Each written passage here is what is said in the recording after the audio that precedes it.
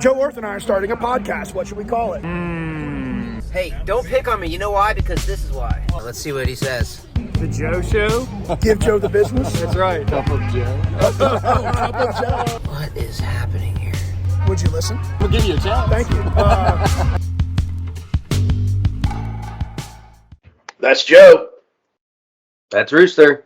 And this is the Together We Shall podcast, episode 12. You don't know which finger to use, the one and which I don't. To...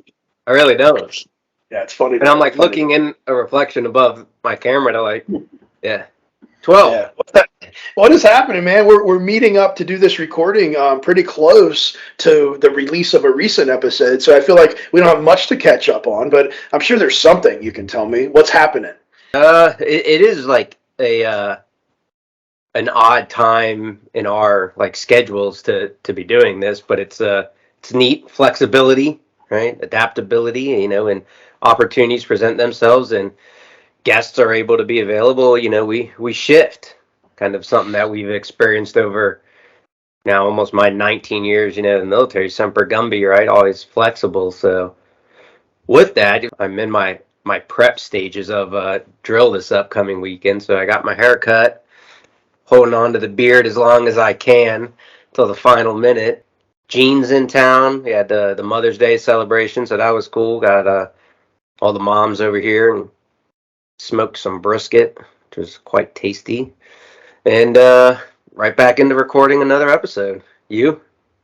Yeah, man, a lot of neat things happening. Last episode we had Bill Johncock on, and hopefully our listeners have all had a chance to listen to that. But I had a chance to kind of re-listen to it as I was preparing to launch it. And also, once it was launched, I listened to it again. And, man, we really did some fun diving. Like, I thought it was therapeutic for all three of us when we hung that phone up, so to speak. And I enjoyed it so much. It got me revisiting this idea around Mental Health Awareness Month, which is what May is, and you and I were talking about that. Like, why do they have so many months? Like, what everything? It's the months in the days. Like, it's not just like Taco Tuesday anymore. I don't know if it's national and then because international, but I feel like a Monday could be National Hot Dog Day, and then Thursday's International Hot Dog Day. Like we talked about last night, syncing calendars. I think the world needs to get together on these it's National Pet Month too. And the only reason I know that is because a Snapchat filter. Like we need something on some synced calendar, I don't know, Jeff Bezos, Elon Musk. Can you guys figure this out for us? I need big brains to get together and make that happen. That's hilarious, man. And your OCD is kicking in really bad right now. You're like, no. It's that's like the truth. Like Elon Musk, if you listen to this podcast, you can buy Twitter, you can buy holidays. Like, make this happen. In Musk, we trust. Come on, man. Yes. Oh God, that's hilarious. So Mental Health Awareness Month. God. All right, deep breath. Mental Health Awareness Month is where we're at now. And I mentioned I had a chance to really do some deep diving, last week too.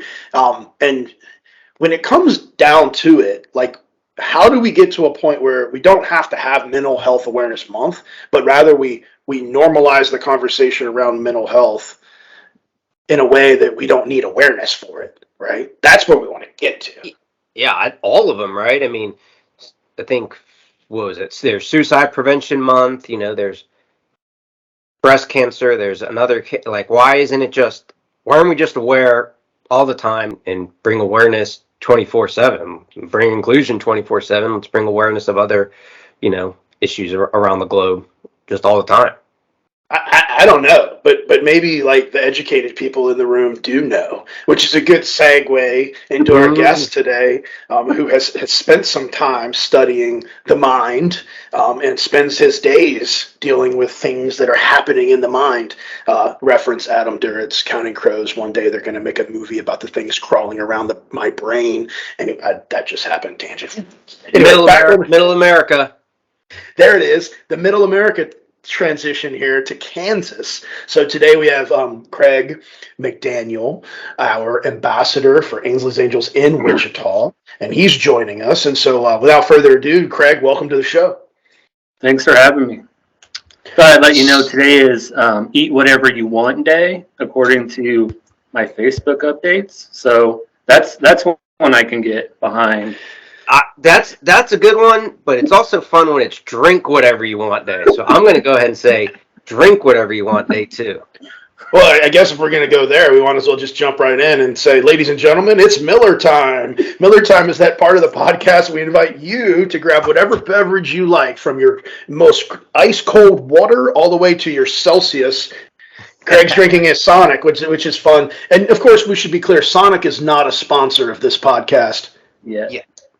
But we're working on that, as well as all the other people that we've mentioned. Of course, if you are tube fed, we invite you to ask someone or look up or signal or just know that your caregiver is going to make sure you too can join in on Miller Times. So, now that we got that done, Craig, where are you? What are you up to in your life right now? And like, why are you on this podcast? Well, I'm in Hayesville, Kansas, which is a suburb of Wichita, Kansas. That's where I am. I'm at work as like Rooster said, as a school psychologist for the district down here, and I assist with students with behavior problems, mostly in schools.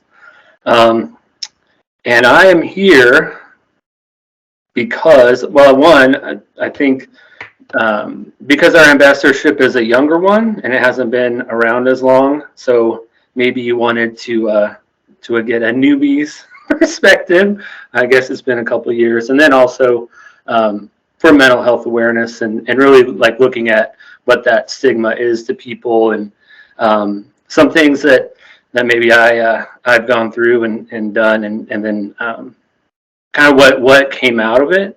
You know, I think any message you can give to anyone that's struggling, you know, whether it's in addiction or anything else that's impacting their daily lives. I think anytime you can, you know, kind of share your story and how it turned out for you, I think it can be uplifting for others. You absolutely nailed it, brother, and that is exactly why, after talking to you just yesterday, it hit me. I was like, Craig, I got to get you on here, man. We need to have a conversation, because I think there's a lot of people that could benefit from hearing your story and your journey. And Ryan Cardinal, our new ambassador down in New Orleans, who took over for Reverend Jarrett Banks, he emailed podcast@ainsleysangels.org with recommendations, and his recommendation was, I love what you're doing, I love the flow, but let's get some new perspectives of people that are kind of new to the family onto the show. And I'm like, hey, Ryan, perfect, good call. So boom, a couple days later, Craig's here. So that's fabulous. Well, I mentioned earlier that Mental Health Awareness Month is this month, but what I didn't say is that ASICS, as part of their support for what Ainsley's Angels is doing, they invited me just coming up next week to sit in on a conversation about mental health awareness. They've taken me and two other Marines, and they're going to put us on here, and we'll make sure all of our listeners are aware whenever that thing gets published. But I scratched my head and said, like, why me? Like, I'm not a professional. I'm not an expert on this topic. And nobody really had an answer except to say that, like, we don't have to be experts on a topic. We all have lived our lives. And that got me to say, you know, hey, that's true. So let's have some conversations about people who have lived their lives. I mean, you have been so transparent in your willingness and ability to share, but like March 10th, 2002, as we jump into our dance here, you know, that's a big date in your life. Can you take us back there? Yeah, and really, I think you have to go back to probably the spring of 1994, the year before I graduated from high school. That was the first time I never liked the word experimented, but that was the first time I took a drink. And even from that first time, and experts will debate, but I think there's some mechanism a lot of people have that tells them to stop drinking once they reach a certain point. And I just never had that. So from 1994 to 2002, it just, my drinking and alcoholism just grew and grew. And I mean, I think it just got to a point, probably for a while, that it just wasn't fun anymore, and you were using the drug to just sustain yourself. And so I don't remember now, like, what, I don't know that there was an epiphany or just like, this just isn't working for me anymore. So on Selection Sunday of 2002, I can remember because Wyoming was picked to go to the NCAA tournament. They actually won 2 games that year. I made the decision to stop. There wasn't a lot going right in my life at that time. So started intensive outpatient treatment. It was 3 times a week. I think I did that for about 6 months. Through that time, probably like what I came away with was how lucky I was. My therapist at that time said that I was the smallest percentage of the population that quits. I think it's any drug of choice at that time because I wasn't looking at a jail sentence and I wasn't looking at anything hanging over my head. And I was very, very lucky for that. I mean, a lot of people are looking at a lot of different things. And I also was very, very lucky that I had a support system there with me.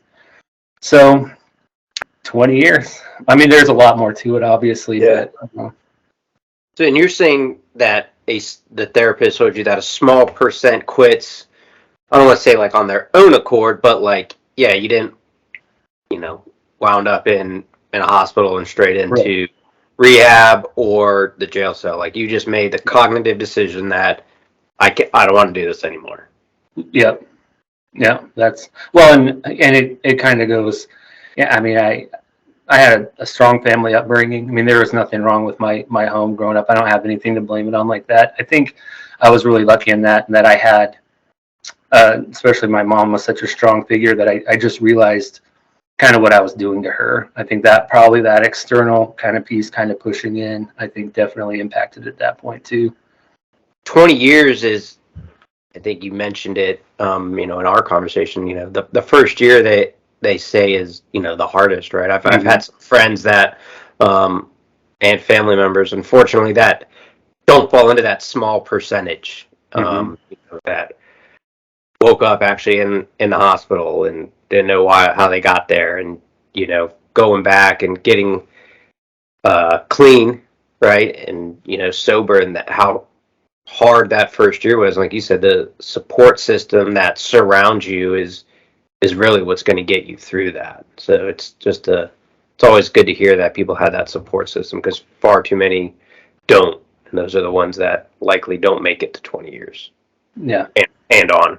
I think if we got to a point where we were able to normalize the conversation and it wasn't something that was so, I don't know, traditionally speaking in society, asking for help or admitting that you are addicted to something generally has a negative connotation or is viewed by society as, oh, he's got a problem. If we can normalize the conversation to say, and I heard somebody say this recently, like if you go to the hospital because you broke your leg, does someone say, oh my God, he broke his leg, he's got a problem? Mm-hmm. No, we treat it. We treat the leg, and we have a conversation about maybe how the leg breakage happened and maybe how we could prevent that from happening again. And then the team shows up around them. But like for whatever reason, to admit that I'm addicted to A, B, or C is so much negative connotation as opposed to I broke my leg. You understand what I'm trying to say, Greg? Yeah, I think you can expand that out to depression, anxiety. I mean, there's so much of that if you can't, a broken leg is easy because we can see it, right? When it's something that people can't see, it just becomes, in some ways it's, people think like, oh, he's just weak or he's making this choice. And I think for a lot of folks, it just isn't, I mean, that's the bottom line. Being able to see it is a big piece too. I mean, I definitely have my share of anxiety, and I know probably a lot of our listeners do. And I had to recognize that just under 5 years ago and take action. I mean, Rooster remembers it. I had to bail. I was supposed to go somewhere, and that morning was like, I can't go. I was essentially having a panic attack, right? And sought treatment, and luckily been outside of 2 small ones, been good, ever since. But those were the things, and I have a friend going through the same situation now, and talking to him, I was like, hey man, you got anxiety. Like that was me just, almost 5 years ago. Like, so here's some ideas on how you can better yourself and seek treatment. So yeah, the being able to see it, I guess, might be the easy one, if there is an easy one. So that first summer, I just love to share the story. So this was it was in May, so it's like less than 2 months after, right? And now I stole a ton of money from my mom in the midst of my addiction, right? Like I broke. I don't know how she ever extended me any trust at this point, but I decided I wanted a Subaru Impreza WRX. It was the second year the WRXs had come to America. 229 horsepower, 5-speed Subaru, all-wheel drive. Lived in the middle of Wyoming. It was like, Mom, I really want this car. I wasn't even asking her. She co-signed the loan for me. So she's like that amount of trust on like a $24,000 car at that point. And now I think they run about 45. I put inside of 5 months, I bet I put close to 50,000 miles on that car. Like I would go to work, I would get home, fill it up with gas, and then just go tear around on dirt roads in the middle of Wyoming. And that's how I got through that first summer. And then I got my STI, which was the 300 horsepower version, because when you take away the addiction, like all those personality traits are still there. So you're just laser focused and almost like perseverating on whatever new topic you have. And for about 3 years, it was super. You're in Wichita now, which me pointing to it is, middle America. Montana's just north middle. Why Montana? What is that? Wyoming. I know that. I grew up in Wyoming. Wyoming. And so about a year, I think it was a little over a year after I got sober, I decided I was a cook. I went to culinary school out of high school, and I decided that life just wasn't for me anymore. And my mom was a high school math teacher. So I decided I was going to go back and be a home economics teacher. I was going to go to college for it. But then the job prospects weren't really good. So I went in for elementary education through the University of Wyoming. And while I was working on getting my degree, I worked at it was called a mental institute, but basically it was a locked facility for like ages 7 to 18 that were in distress. So it'd be like, it's a 30-day lockdown. Most of the units were 30 days lockdown for those kids that their parents can control their behaviors, or something was just going on that they needed some pretty intense therapy and psycho like therapeutic, like they needed to get on the right meds and get all that. And I worked on the long-term teen unit. So those kids were there for 9 to 12 months. And I was a para in that setting for about 6 months. And I just loved those kids. I mean, one, they ran a lot of the same scams that I did growing up, just to a little bit bigger of a degree. And I mean, it was just like, I just thought it was a tremendous amount of fun working with them. I can remember like walking out of my first shift, and I had trained with this guy, and he comes out and he's like, I can't, like, because they would call you every name in the book. I mean, if you told them to do something they didn't want to do, that was one of their first defense mechanisms. So I'd been called every name, and he's like, I can't believe you didn't get mad when that kid called your mom a bitch. I said, dude, one, he doesn't know my mom. Two, he's in a lockdown facility. Don't you think that maybe I should cut him some slack? Because it's just like, I don't know how you could take that seriously.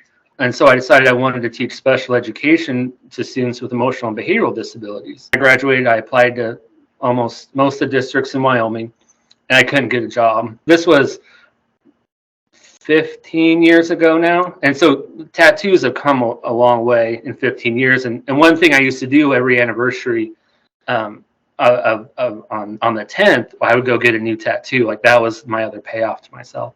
But so I couldn't get a job as an elementary teacher even because of my tattoos. But you can apply to every school district in the entire state for Kansas with one click of the button. So I did that. And it came down to, I think, Colby, Kansas, and Goddard, Kansas. And I knew Goddard was a suburb of Wichita. And so there's Wichita State there, who used to have really good college baseball, and I love baseball.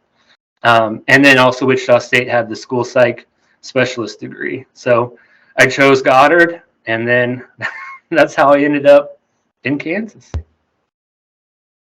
Yeah, well, that's a good story. And shout out to Kansas.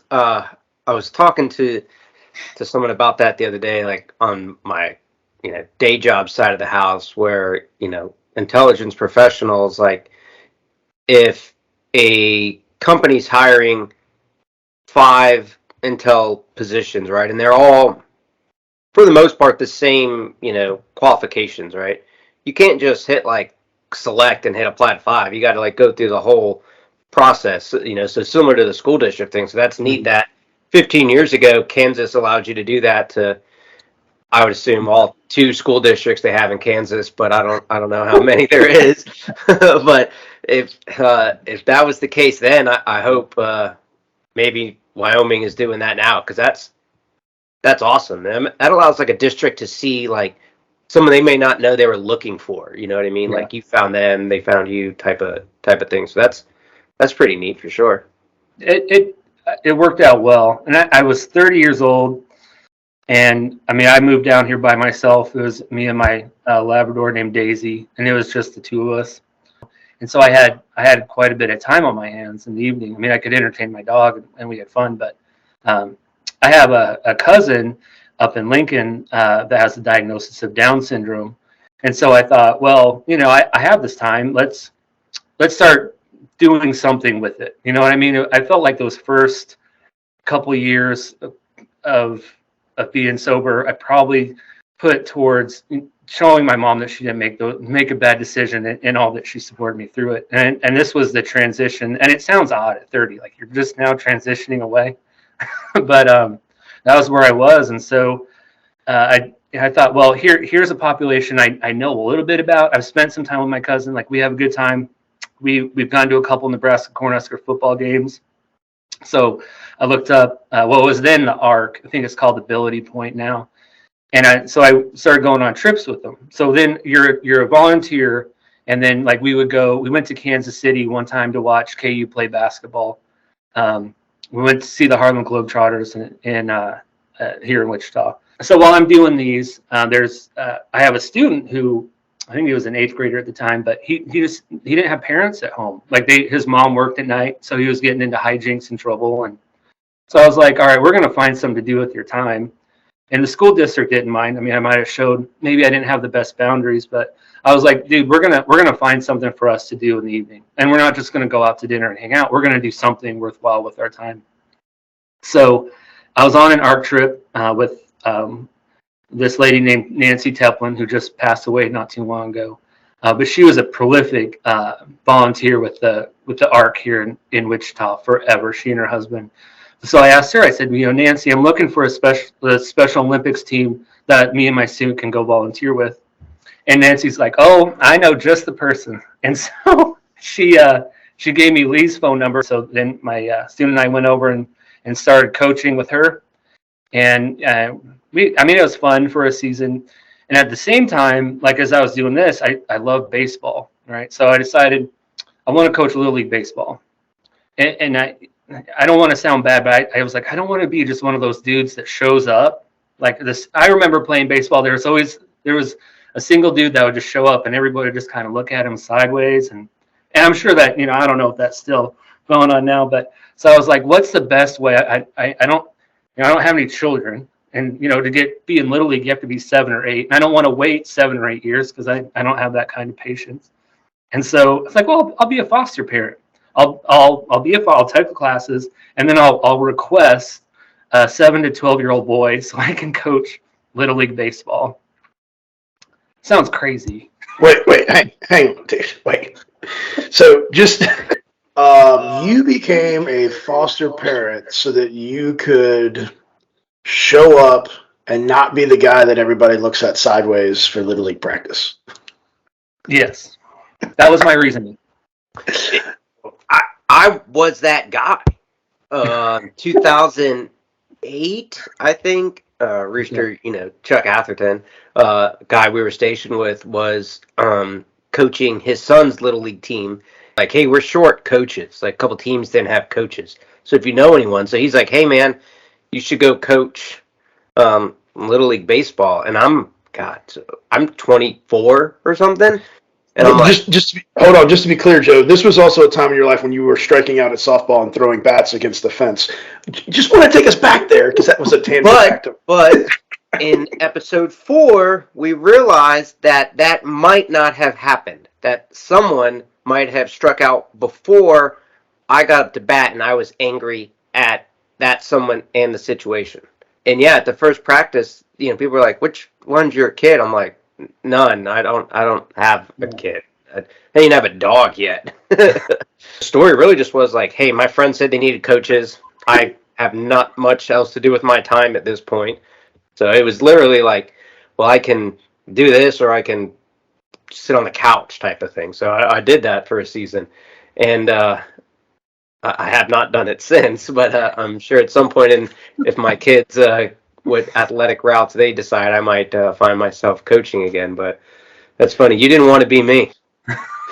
So, ladies and gentlemen, that was a tangent. We haven't had a good tangent in any of our episodes in a while, so that was fun. Let me try to pull it back to the thoroughfare, to that moment in time when Craig realized if I can become a foster parent, I could be a Little League baseball coach.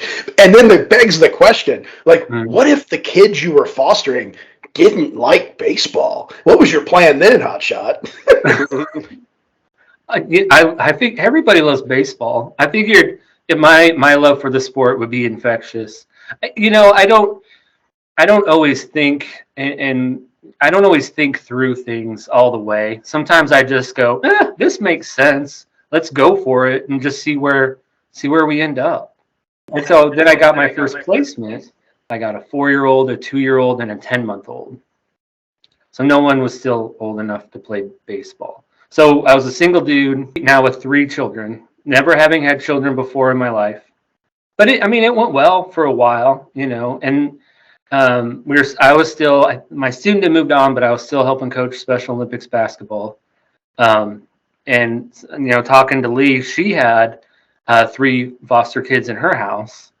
And so I was really running out of ideas of what to feed these, especially the 4-year-old and the 2-year-old who were eating solid foods. The 10-month-old was pretty easy.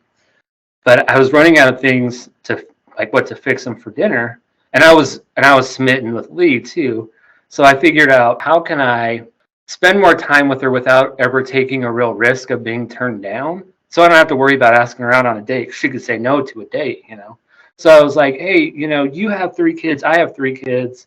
What if I just let you have my check that I get for these kids, and then we'll just come eat at your house all the time.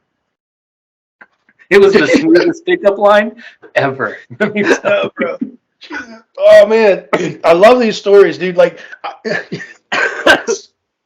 don't know which one's better. I'm going to become a Little League freaking coach by having a foster kids, or I'm going to meet my wife and court her. I love this. He said he doesn't think things through, Joe.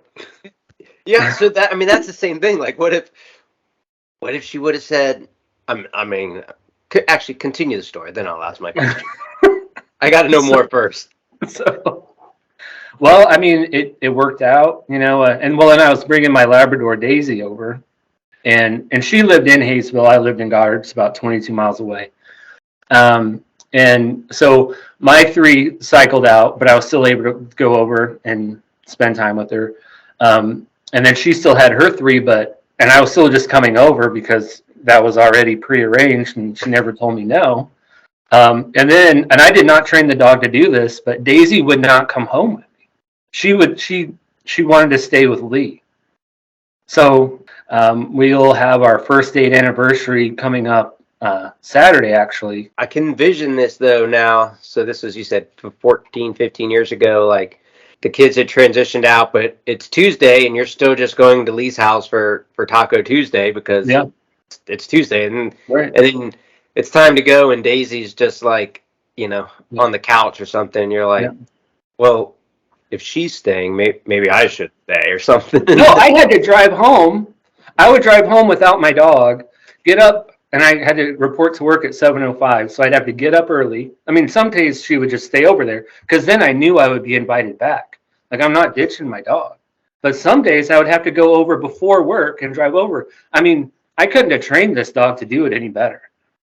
So, Don't you love the way he tells these stories? Like he's not laughing. Like it No. sounds hilarious, but like it's like literally his thought process. And Shout out to Nancy and Daisy for, Yeah. paving your future. Absolutely. oh man, well I can tell you, I had a chance to go to Craig and Lee's house for the Rolling on the Prairie, and we talked about a little bit about that in former podcasts because it was my first time in Kansas. And I will tell you, like, knowing all of this story and then witnessing the family dynamic that they have created today, like, you would have no idea that these two people met the way that you just heard. Like, mind blowing. And it speaks to the idea that by having conversation, you can really learn a lot more about somebody. And that's what I love about this podcast. So, Craig, thanks for sharing all of that and kind of telling how we got to a point where you and Lee met. So when did y'all actually get married? July 26th, 25th, 2009. So you struggled to find that, and I asked you a date on purpose because I know about your tattoos. So for our listeners, you don't have to tell about all your tattoos, but what do you have and where are they? So on my left arm, I had each one of my children write their name. Like I just had my children write their name and their date of birth, so that I would know it. Because what would happen, and we haven't talked about it yet, but Michael, he would be in the hospital, and I would call for the parent tray, and I would know the room number. But the thing they would always ask for is his date of birth, and I didn't know it. So then I'm going, he's got tubes everywhere. So I'm going trying to find his wristband with his date of birth on it, just so I can get a chicken quesadilla from the hospital cafeteria.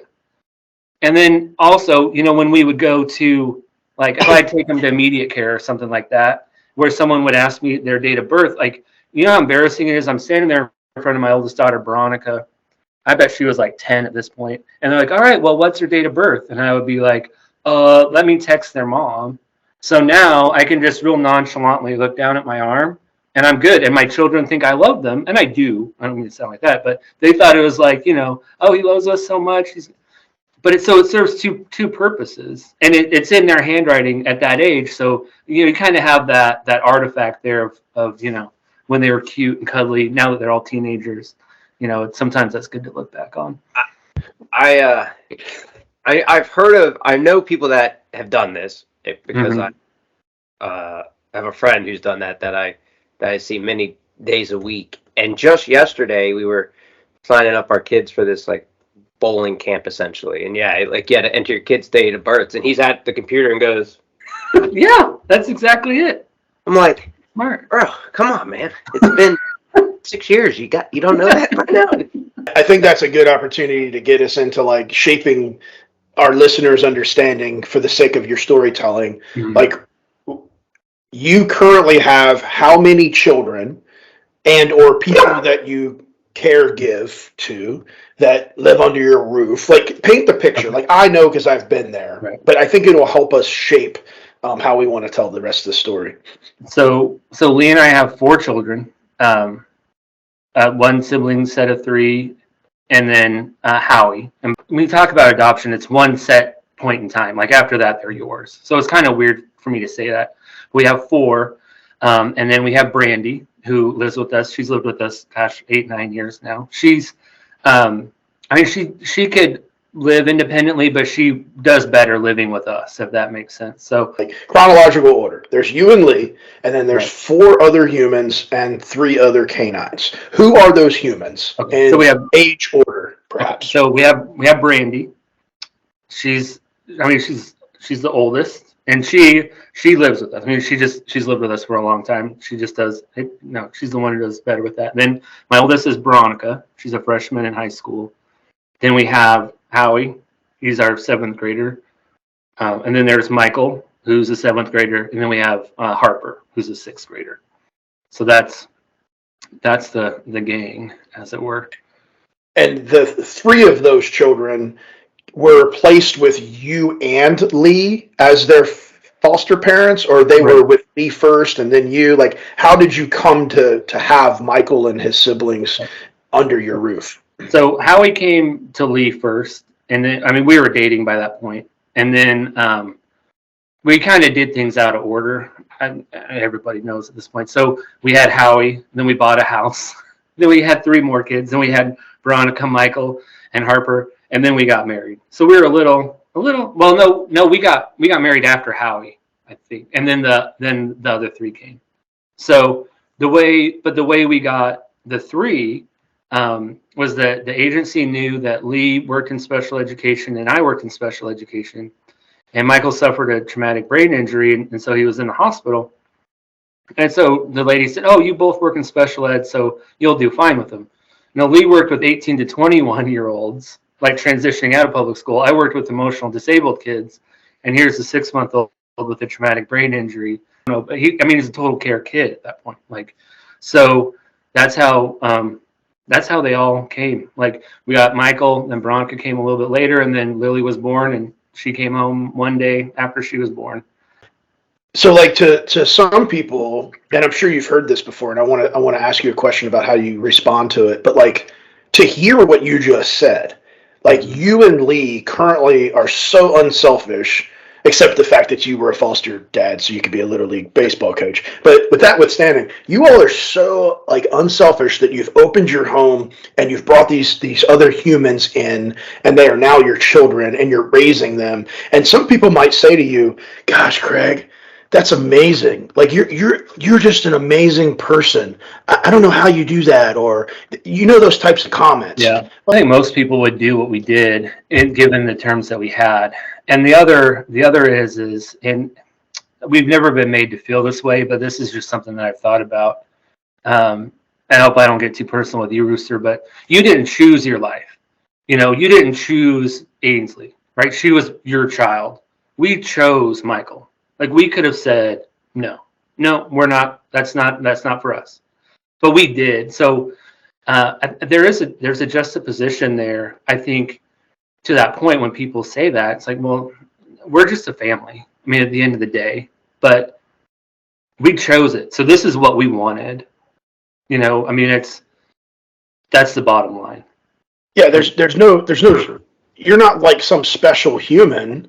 No, you're a human who made a decision to bring Michael and his siblings and Howie into your home and raise them as they are your own. And that's a choice you made.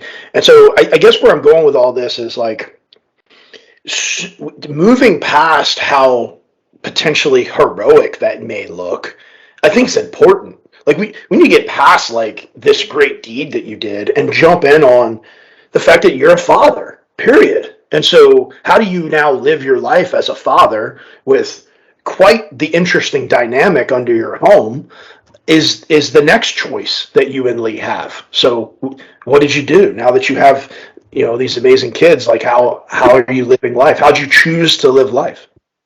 Well, I mean, we decided early on that we were going to do anything a family would do. I mean, I don't know that we ever, other than heat, just because Michael can't be out in the heat a lot, but there's not, like, we don't stay in the house anymore. You know what I mean? Like, we're just a normal family. We just do stuff. We bicker and fight and love each other. And you know what I mean? All that stuff that I think every family does. And I think that's what we all should understand, that you are a normal family, or trying to be as normal a family as you can. And that's that, right? I mean, right. Yeah. Well, yeah. That's normal's the key word, right? Find your normal type of thing, right? And so, I mean, outside of the heat, right? Everything there. I mean, it doesn't matter what people look like or how they act or everything. That's the normalness of, the McDaniel family.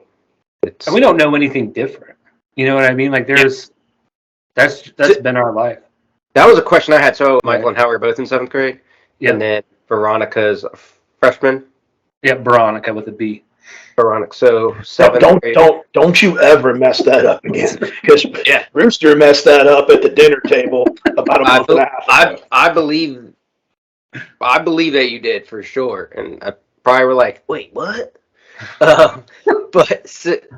And so whatever that is, 7th grade is, I don't know how old you are, 9th grade, 14-ish, right? Yeah, 15. How long have they've all been? Michael since 6 months, but what Right. about everyone So else? Veronica was 4, and then Howie was 2 days old, and Harper was 1 day old when they came into our house. And Michael pretty much was a newborn at that point because he was coming out of the ICU.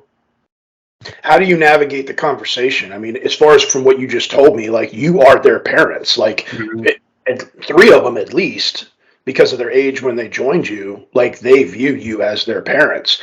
But like, for the sake of conversation here, you and Lee are Caucasian appearing people.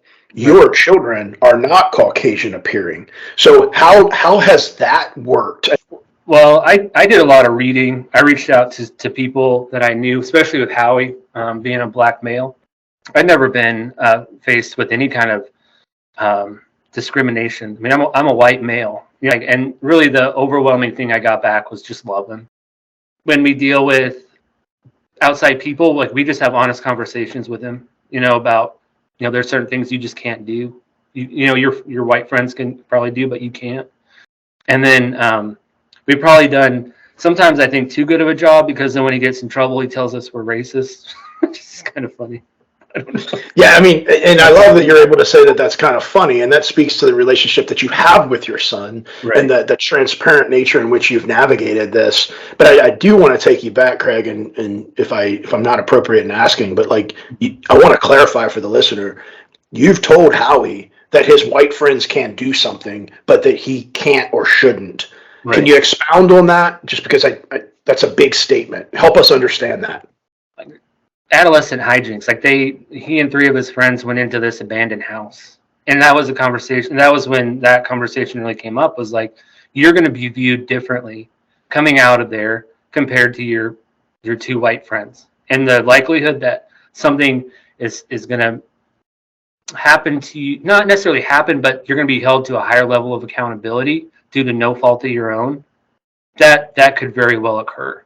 And I mean, that's there's no question in my mind that could, I mean, I don't leave that up to debate in my world. He's faced racism, like he's been called names by peers. We've had some, and just other places where we've seen it, even starting as young as when he was 3 years old. So it happens. And I had no experience with it, so I had no idea. And I really had to go and do some reading and read about, to open my eyes to it, I guess, because when you haven't experienced something, like, you don't ever consider it, and so I had to face some of what my own tendencies were, and I had to come to terms with, there are aspects of when I'm in certain situations where my mind goes to discriminatory, racist things. I have to be aware of them to challenge them in the moment, and not be afraid to challenge it. And then I have to have open conversations with Howie about it too, because he needs to know. I think he deserves to know, and really all 3 of them, because they're with or all 4 of them, because they, with the 3 from Guatemalan descent, and then Howie, they do. We just have to continually have these open conversations about it, so that they're aware, we remain aware, and we just have to remain vigilant. And that doesn't mean that every time he gets into trouble, like, we're looking at it going, oh, that's not the point. But could this be present? Are we holding him to the same level of accountability as his peers? Like, those are the things that we're working with people, like school administrators, things like that, just so that, because for Lee and and Lee more so than me, those just wouldn't be things that I'd ever considered before in my life. Man, thanks for that, bro. That's some strong perspective, and it's the essence of the type of conversations that we aim to have on this podcast. So wow, what a journey. Joe, response to that? As the diving deeper into the race discussion, I was thinking to myself, I was like, it's something out of TV show or a movie to an extent, right? And I thought about This Is Us. I don't know. I know, Rooster, you watch it, Craig. I don't know if you've heard it, but it's kind of a similar story with an adopted, vice fostered. But that individual is black going into an all-white family, and there was some, the stories and how, but in the end they found their normal and they had conversations that some people can do, things that the others can't do, and it's exciting to see that the purity of individuals isn't just on ABC type of thing. So, Yeah, no, that's great. To you and Lee for just being awesome human beings. Yeah, case in point, here's Joe calling you and Lee awesome human beings, and you're like, I'm just living my life, right? Yeah. I laughed just because we just talked about it. Right. But it's human nature to see what you're doing, and you can't help but be like, wow, that's amazing. And the beauty of it is you're not living your life like you're amazing. You're living your life like you're a father to 4. The humbleness is just outweighing. Like, of course, this is what I'm doing. Like, there's nothing super heroic about it. It's just, I think I can tie it together. So where we started back in 2002, in about 2005, 2006, I was walking into church with one of my best friends from high school, and he'd known me all the way up through when I was 22, 23, whenever it was I quit.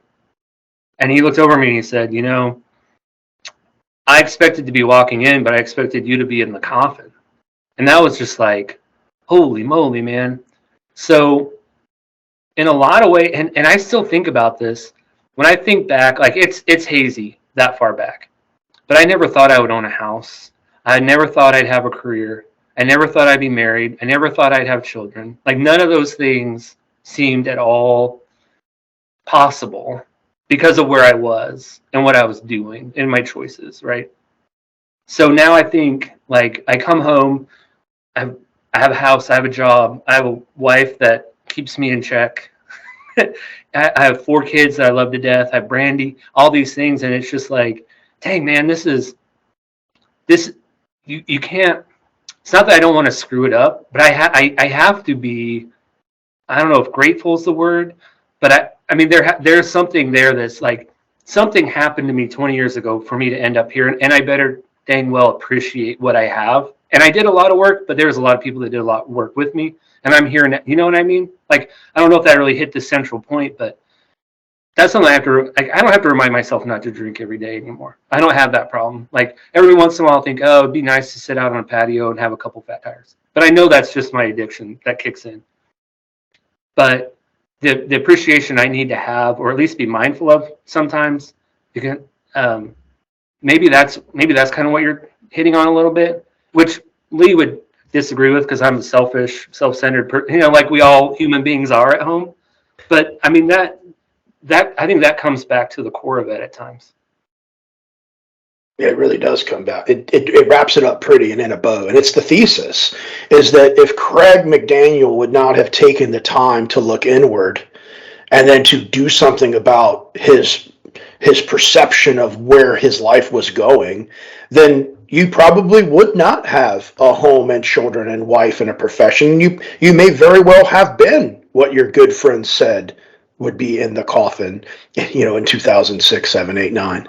So starting with self, and that ties right back into things we've talked about on here before, that once you start with self and look into self, then self can partner with others. And then that together we shall thing becomes that much more powerful as we go forth en masse. But never should we lose sight of the opportunity to take some time to remember where we were, and also to take some time and ask ourselves, how are we doing today? That's so important. I don't think we do that enough. Thanks, man. Like, that was fun. I do want to get into, like, you and Michael running in a bob and kind of running together, and you're doing this thing, and then somebody told you, no, you and your son can't be in this race. Yeah. So, yeah, we'd done a couple races around Wichita. We did one Wichita, one Kansas City, and we signed up to do the Omaha Marathon. And that would have been my second marathon, I think, at the time. Somewhere in there. but I like reached out to him to make sure, because I was like, well, we're not a wheelchair participant. You know what I mean? Like, I'm going to be pushing him. And so at first they're like, oh yeah, you can start with the chairs at the front. It sounded totally cool. And then about a week before the race, she called and she said, we checked and we just can't make it happen. There was some insurance liability. I didn't quite understand it. I was just like, but I was still welcome to come up and race. And I don't, I'm sure those folks from the Omaha Marathon aren't there anymore. So I don't have any negative feelings towards them at all. But that was step one, I think, towards where we are today in Wichita with Ainsley's Angels. The second step, I don't need to steal your show, Rooster, but the second step was he outgrew his Bob stroller. So it was no longer safe for him to ride in. He was too big. I don't remember what the weight limit was. And so I'm looking online. I didn't even know what to call these chairs, So I'm searching and I was trying to remember, I don't remember what year it was that I found the Ainsley's website and they had a chair grant program. But I've always been kind of like, I don't want to do a grant, there's always more deserving folks out there. And if there's a limited number, you know what I mean? Like so I didn't pursue it. And we were just kind of like, we'll find a used one. So in the summer of 2019, we found a used chair. But I wasn't going to go back to Ainsley's yet because I was sure their runners were in way too good a shape and I hadn't been running. So I was going to wait till I could get back to a good mile per minute with Mike. And then I think I got down to like 10 minutes a mile. It's like, all right, I feel like I could be on the outside running with these people. So I looked it back up and find your location. And there's nothing in Kansas. Like somehow I clicked on something where there was a YouTube video with Tanya. And her last name was McDaniel. I was like, this is a good sign. We're not related. I wasn't worried about that. But you know what I mean? Like when you're, for me, it's like I'm looking for anything that maybe is a sign or maybe something to me that maybe this is a good endeavor to go to. And so I watched the video and then I think I sent her an email. I bet like that afternoon I got an email back. And then I got home. I asked Lee, I said, well, this is what I'm thinking about doing. And I think in most family, and I don't want to overgeneralize, but I think a lot of times in families that have a child with significant medical needs, there's one kind of point parent that knows, like Lee knows every medication Michael's on, knows every specialist, knows every surgery. And I'm just a good time Charlie that can't even remember his name to order dinner, So I think I was looking for something that we could do together. You know what I mean? Like, so what's something that I can add? I mean, I'm his father, so this is kind of weird, but it's like, this is something we like to do. This is something I can do with him. I can't play Little League Baseball with him. I can't, there's a lot of things you could look at and say you can't do. But here was something that I was like, we can do together. And then we can also maybe share with some other folks that I think would really like it. And that's where our Ainsley's journey really began. I remember my first donation was from my friend Summer, who I graduated high school with, and she lives in Texas now. I hadn't talked to her in years. And then from my aunt and uncle in Lincoln, that their oldest son has a diagnosis of Down syndrome. And I was like, let's just go in. Let's just go for it. Again, no plan. This seems like a really, really good endeavor. Let's give it a shot. And it's just been amazing.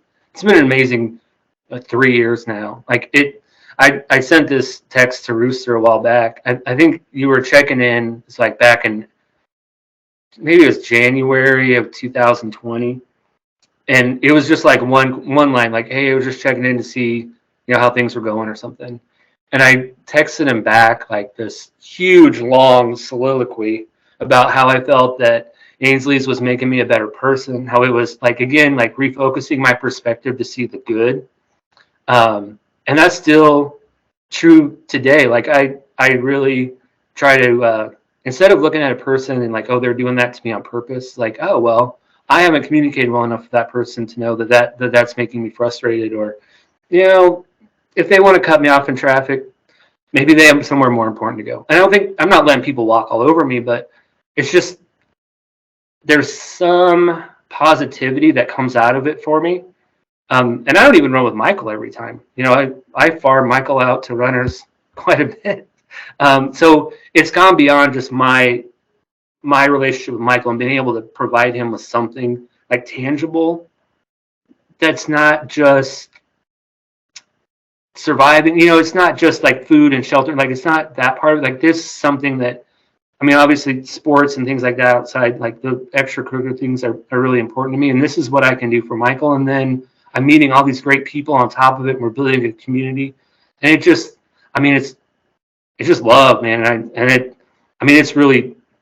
It's changed my outlook in some ways. And I think still, I still believe that it's made me a better person in a lot of ways.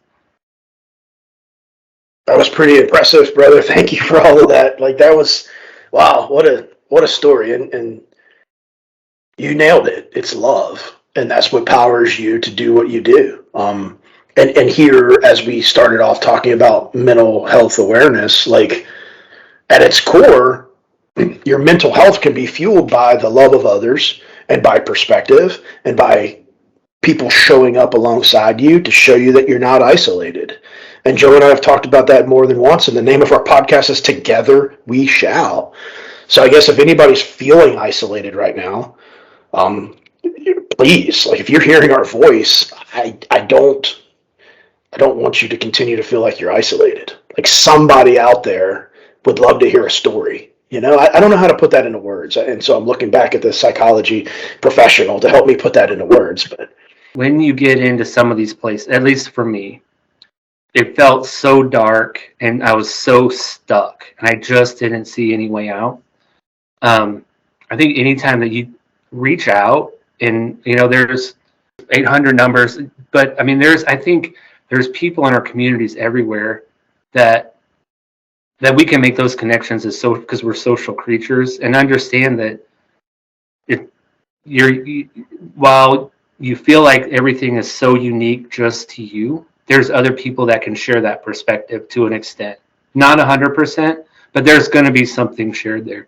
I mean, I see beautiful things like that every race, like whether it's parent or caregiver and runner, or parent to parent or runner to runner, like that, and that's that community piece that I think is, and that's what I wanted to build, and that's what we have the framework here to build off of. So I probably circled around it a bit, but that was the best way I could think to put it. Yeah, like I said, like, maybe not to the 100% extent, but everyone can relate in some, even 1% type of thing, and that's where, like, the full circle and the family comes back play. Ainsley's Angels is this extremely large family of everyone that's different, right? Look, feel, personalities, abilities, etc., etc., etc. But we're still one big family, and that's the love.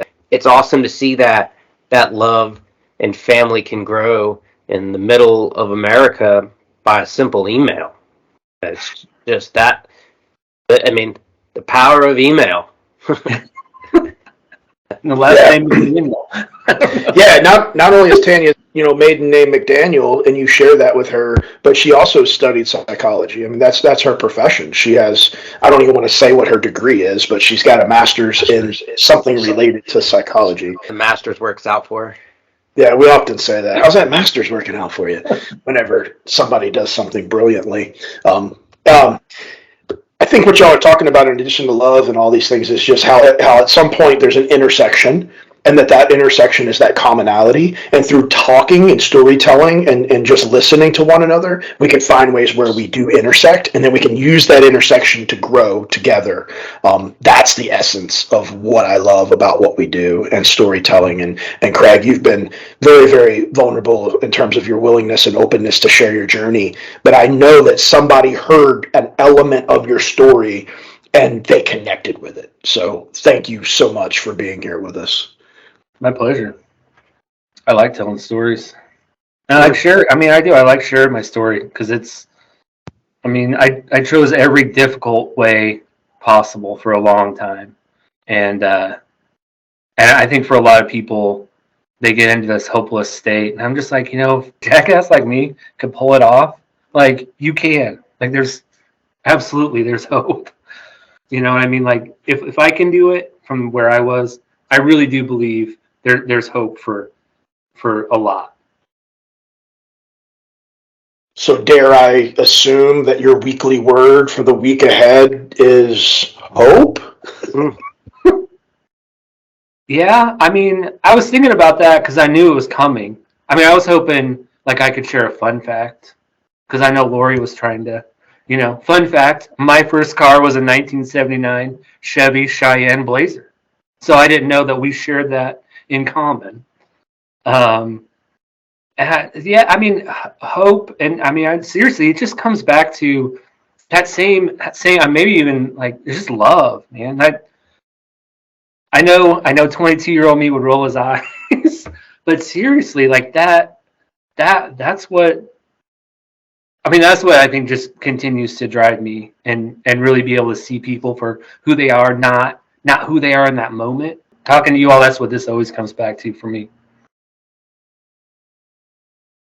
Joe, do we want to have you tell us about your weekly word, or is Craig taking over the show? Yeah, the power of love. I don't know. My weekly word, I think, is going to be flexibility. I mean, like we talked about earlier, like being flexible and not in a physical sense of hamstring flexibility, but we had to pivot and grab another opportunity to sit down with a guest, and the flexibility of life and being able to foster parents as for various reasons because of the deep power of love that Craig has. So flexibility relates to so many elements of life. So I'm going to go with flexibility. Yeah, I love that. Thank you. Craig, what would you say as we wrap out this episode to someone who's listening who feels like they are isolated? Like, what would you say? What would you want them to hear right now from you to them? There's people out there that are willing to listen, and it's the scariest part is taking the first step. But sometimes like that's all it takes is one step after the other, and you can get out of this. And I think there's a lot of people out there that are willing to listen. You know what? I got enough. He's in charge. We're done. This was good. Yeah, we're done here. The structure of this building has reached its capacity. Find your people, and if they make you feel sexy, even better. To all our listeners, don't forget at the end of October, Ainsley's Angels is an official charity partner of the Marine Corps Marathon. So if you would like to ride or roll, email Joe at ainsleysangels.org.